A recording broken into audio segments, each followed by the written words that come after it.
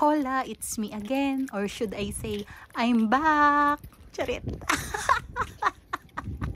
So, ayan, tara lakad tayo. That was yesterday. So, at ayan nga, at ang ganda sana ng rose na to, no? Lalo white siya. Pero, kung iisipin mo, parang siyang yung mga nasa funeral, di ba? Wala lang, SKL. And then, yan. At may paganyan pa nga, dalawa. So, parang true naman. Holding hands pa.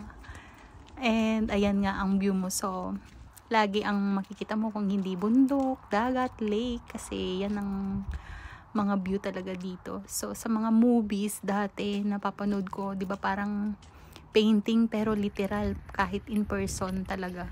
Ma-amaze kasi para talaga silang mga painting lang. So, ayan, at nagpa-cute pa nga ang dalawa. And then, may pa-jogging pa nga siya. Ayan. So, hindi ko alam kung jogging ba to o kending-kending.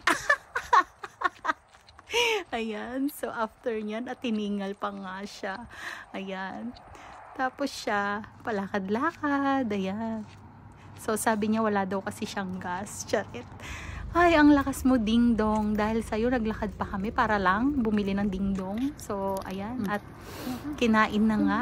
And then, nagpa siya muna kaming magpahinga. So, umupo muna kami dito sa Gedli. Ayan, kumakain. And sabi ko nga, nauuhaw ako. Hindi kami nakabili ng water. Pero meron dyan na, yung parang, hindi ko alam kung anong tawag doon. Pwedeng uminom. So, ayan, at pauwi na nga. At ang ganda ng puno na yun. So, kinapture ko. Ganda talaga niya, lalo sa personal.